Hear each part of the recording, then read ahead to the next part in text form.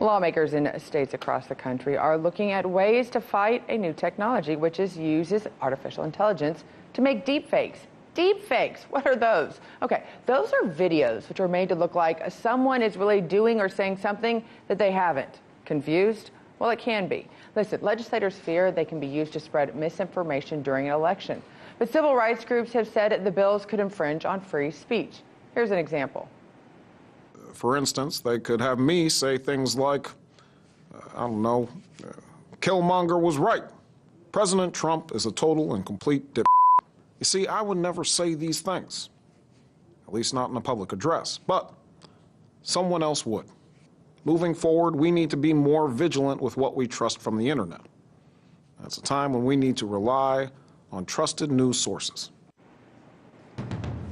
To explain, we turn to investigative journalist Ben Swann. Thanks for joining us, Ben. Okay, you look at that, it's obviously a fake, but we're seeing it on our high-quality televisions. Now that most people watch on their phones or on other types of medias, some people could actually believe that video to be true.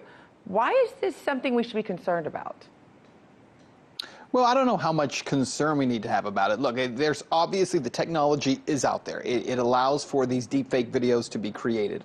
They really, it kind of runs the gamut. Everything from Hollywood movies that use it in order to put an actor, like for instance in the Fast and Furious series, Paul Walker, after he had died, he was inserted into another movie using similar technology. It can be used for pornography, and it's actually used there quite a bit to put a celebrity's face on someone else's body. And then you have these cases, like in this case, the video you just showed, where BuzzFeed created this with Jordan Peele, saying, look, we can use President Obama's likeness and we can, create all kinds of things that he would be saying that he'd never really say.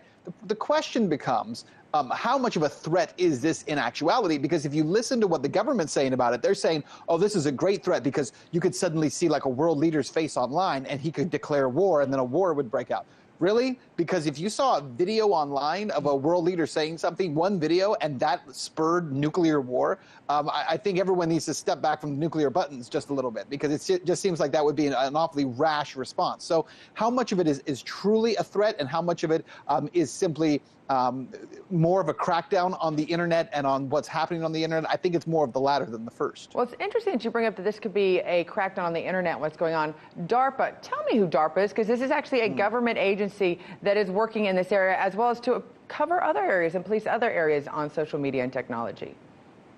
Yeah, it's this Defense Advanced Research Agency, DARPA, which really runs a whole lot of different kinds of secretive programs for the Pentagon. And essentially, it's research on behalf of the Pentagon. In 2018, DARPA put $68 million into creating algorithms and technology that could detect, they say, these deep fake videos in order to immediately be able to tell whether they were fakes or not. $68 million is a lot of money to pour into this, when you and I could actually just look at the video we just saw and say, clearly that's a fake, right?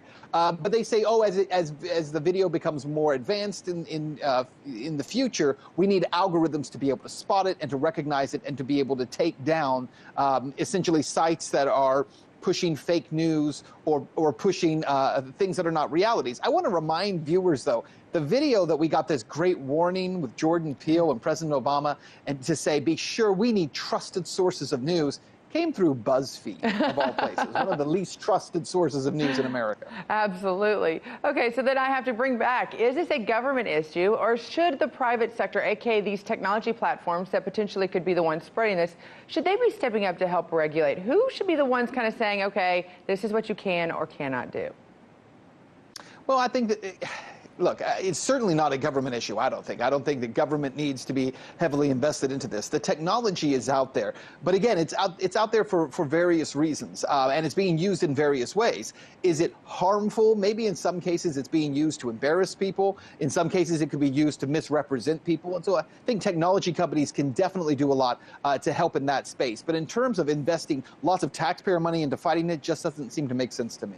Well, you always make sense to me, Ben, and hence why you are a welcome guest every chance we get. Thank you so much for joining us. Hey YouTube, thanks for checking out our channel. We hope you enjoyed the video. We have tons of content for you just like this. For more of RT America's one-of-a-kind news and analysis, be sure to subscribe and never stop questioning more.